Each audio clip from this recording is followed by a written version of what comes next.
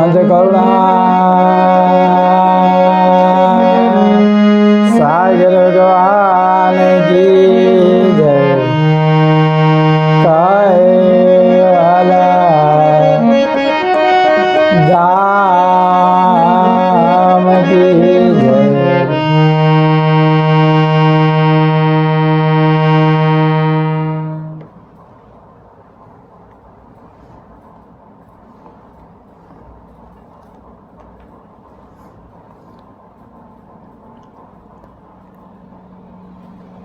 દરેક ભક્તોના આજ મારે અવિગત ગાદી વિશે થોડી ઘણી તમને બધાને જાણ કરવી છે। જ્ઞાન સંપ્રદાય આપણો બધાનો જ્ઞાન સંપ્રદાયમાં આપણે કેટલાય સાધુ સંતો મહંતો બધાએ છ, પરંતુ મારા આજ મારી અવિગત ગાદી વિશે બધાએ કેટલાય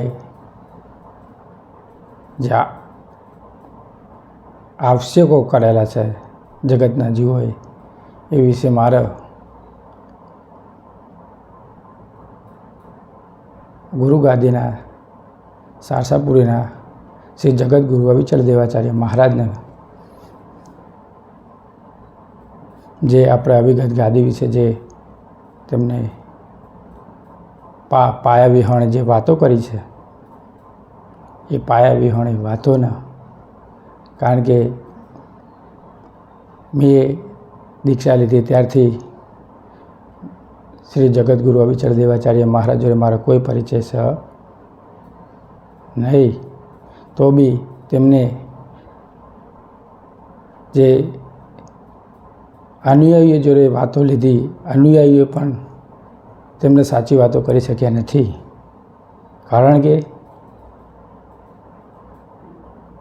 દુનિયાને જે ગમતું હોય પરમ ગુરુનું જ્ઞાન અંતર્મુખી એ કોઈ બતાવી શકતું નથી।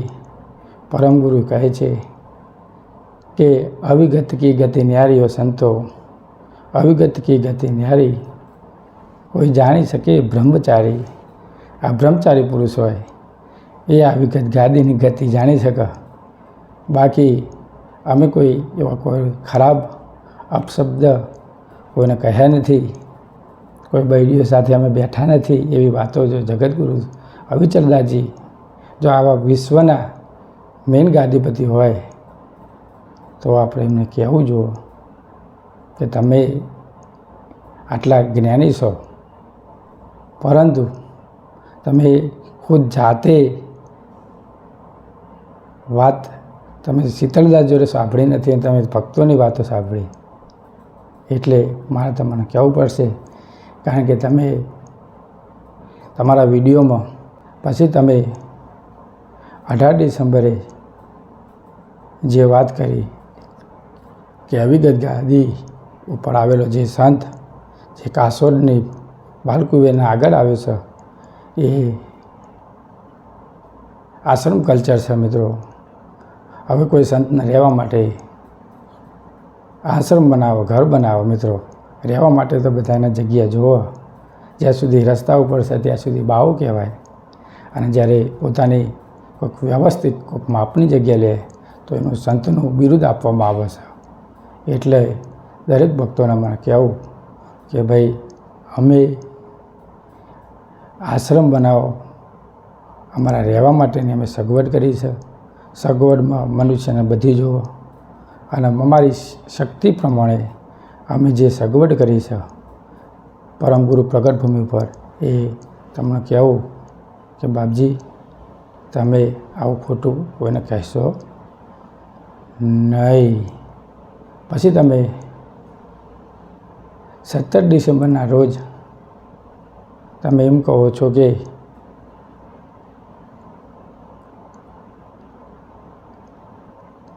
ત્યાં ઝેર ફૂંકાશે।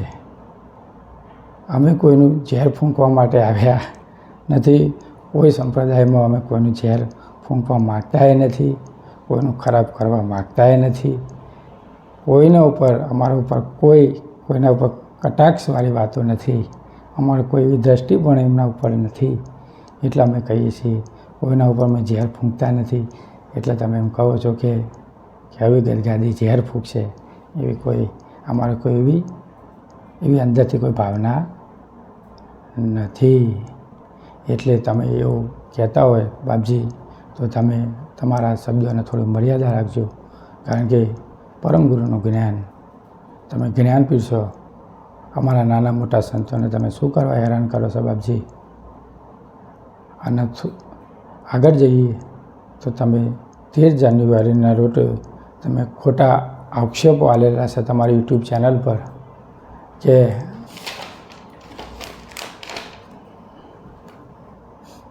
એ તમાકુ ખાય છે. મેં મારી જિંદગીમાં કદી કોઈ તમાકુ ખાધી એ વ્યસની છે. કોઈ વ્યસન મારા જોડે નથી. સ્ત્રીઓમાં બેસવા માટે પ્રયત્ન કરે છે.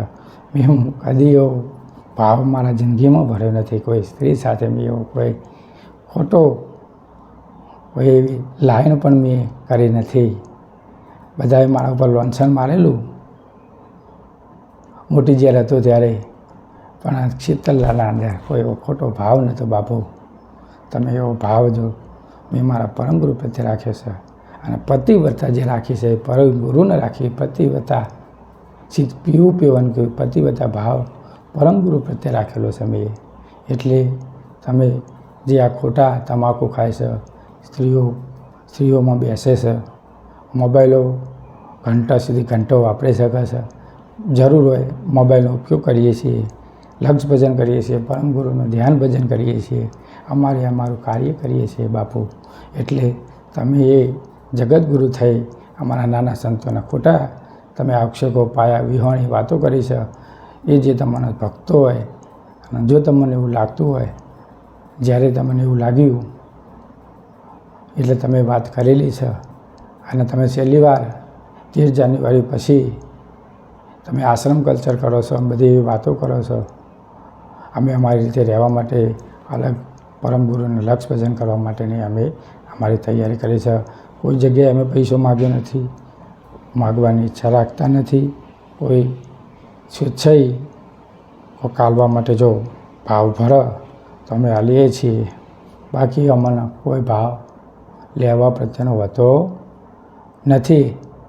સાધુ ભૂખ્યા ભાવકા, ધન કા ભૂખ્યા ના હોય. જો ભૂખ્યા જો ધન ફિરે વો કભી સાધુ નહીં. બાપજી, અમે સાધુ બન્યા છીએ, અમે ભાવના ભૂખ્યા છીએ, અમે ધનના ભૂખ્યા નથી. અમે કોઈ જગ્યાએ માગણી પણ કરવા માગતા નથી. 9 વાર છે તમે વાત કરો છો કે વસોમાંથી ને તગડી કાઢ્યો. શીતળદાસને કોઈને તગડી કાઢ્યો નથી બાપજી. તમારી વાત બીજી વાર હરેશભાઈ જોડે તમે વાત કરી લેજો. શીતળદાસ જ્યારે વસોની ભૂમિ પર આવે ત્યારે હરેશભાઈને 2 દાડાનો ટાઈમ લીધો હતો મંદિરે રહેવાનો. જો 3જા દાડે જો મને ફાવશે તો હું મારો સામાન વસોમાં લઈને આવીશ. અને હું સવારે વસોમાંથી જ્યારે સામાન લેવા ગયો અને ટાઈમ વધી ગયો એટલે હું રાતે ભરી અને 10 થી 11, 12ના ગાળામાં મેં વસોએ સામાન રાતે લાવેલો હતો. 1 વાગ્યાના ટાઈમે 4 વાગે હું લાવ્યો નથી. અને એ હરેશભાઈને મેં ફોન કરેલો 4 વાગે, ત્યારે મહારાજનો નંબર આલી અને મેં 4 વાગે સામાન મારો ઉતરાયેલો હતો. એટલે એ વાત તદ્દન ખોટી છે. અને 4થા મહિનામાં અને જ્યારે મેં તમે કહો છો કે ઉપાસનામાં બેસતો નથી, મારી હાજરી 4 વાગે રહેતી હતી. 4 વાગ્યાથી લઈ અને ઠેઠ સવારના 4થી ઠેઠ સવારના 9 સુધી પરમ ગુરુની સેવા, પૂજા, પરમ ગુરુના સ્નાન આદિ બધું જ અમે કરતા હતા. બધું જ ભાવથી કરતા હતા.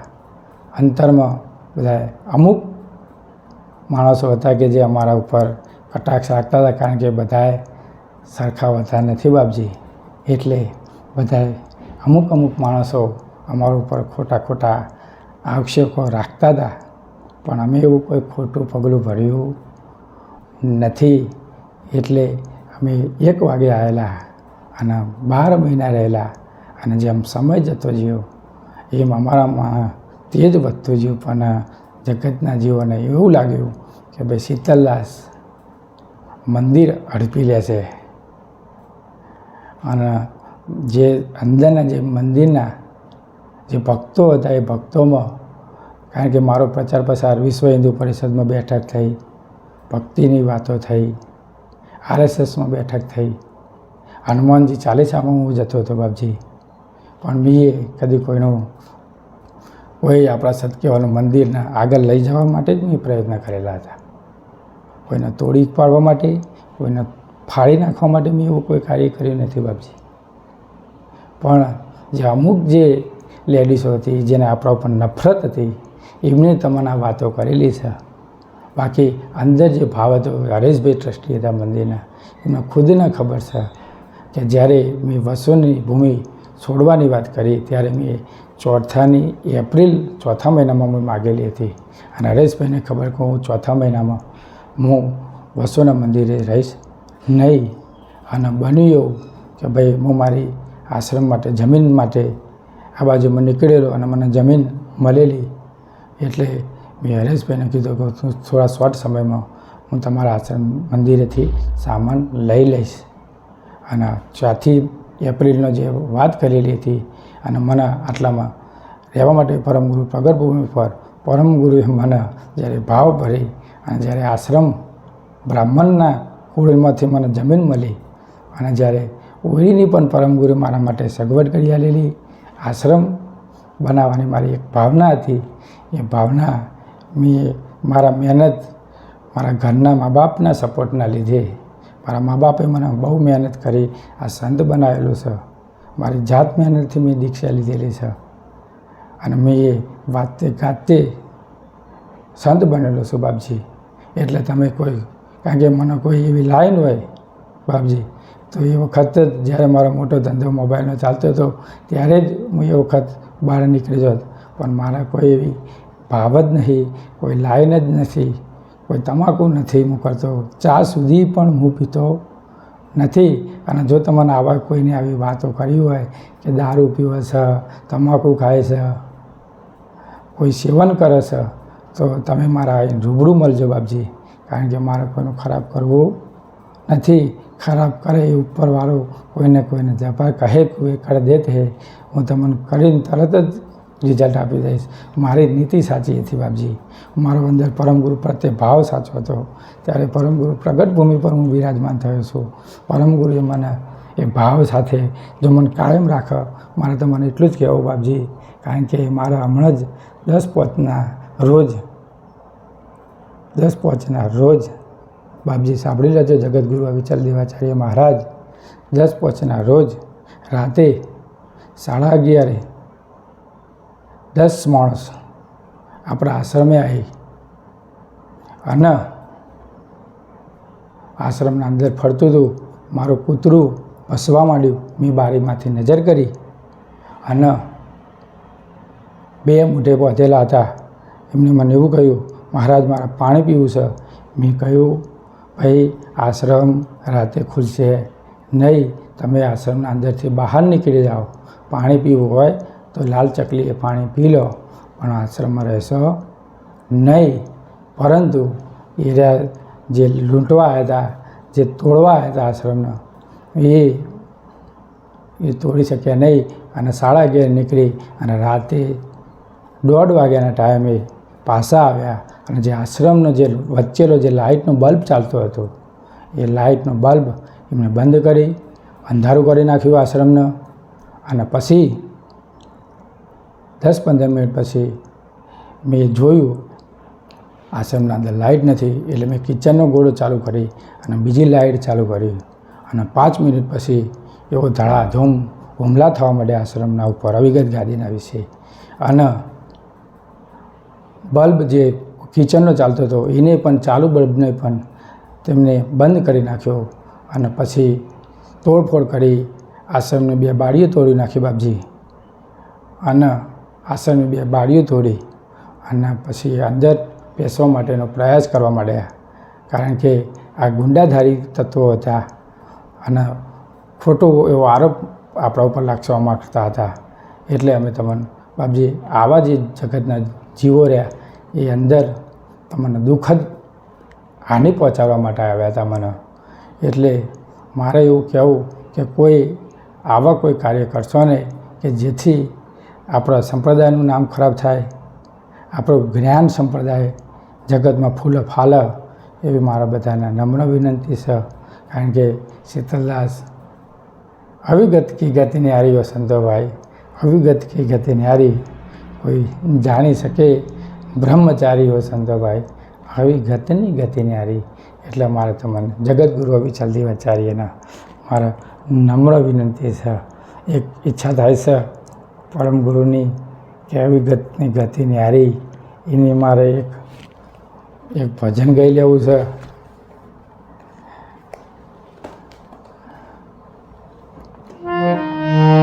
અવિગત કી ગતિ ન્યારી હો સંતો ભાઈ, અવિગત કી ગતિ ન્યારી હો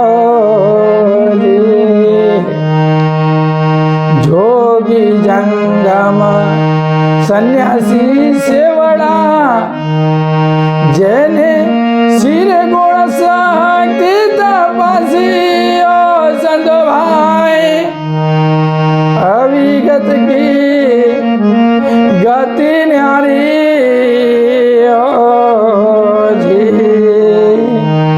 બ્રહ્મા વિષ્ણુ સનાતન સ્વામી ચાર નિગમ નેતિ પોકારી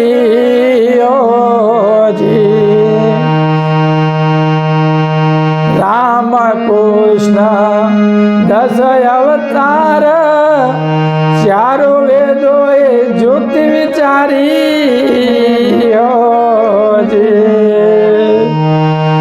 ગુરુ સુગાનંદના હે ચરણોમાં કહે ગુમાનદાસ, ગુરુ સુખાનંદના ચરણોમાં કહે ગુમાનદાસ, ये सदगुरु चरण चित लगी हो संतो भाई, अविगत की गति न्यारी हो कोई जानी सके ब्रह्मचारी हो संतो भाई, अविगत की गति न्यारी हो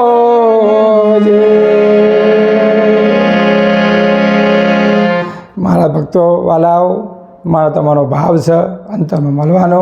જગતગુરુ દેવાચાર્યના મહારાજના મારે કહેવું છે કે ભાઈ તમે તમારી મર્યાદામાં રહો, માપમાં રહો, તો તમે ભાવમાં રહેશો. સતત ભાવ તમારા ઉપર, અમારા ગુરુ ગાદી ઉપર અમારો ભાવ અખંડ બિરાજમાન રહે એવી અમારા લાગણી છે. બધાની ગાદી ગુરુ ગાદી છે. એટલે જગતગુરુના મારા નમ્ર વિનંતી. શ્રીમંત કરુણા સાગર ભગવાન કી જય, કૈવલ ધામ કી જય, સદા ગુરુદેવ કી છે. આ બધી અવિગત ગાદીની જે અવક્ષેપો જે વિક્ષેપો થયા છે એના લીધે મારા વિડીયો બનાવવો પડ્યો છે. એટલે બધા ભક્તોને મારા નમ્ર વિનંતી.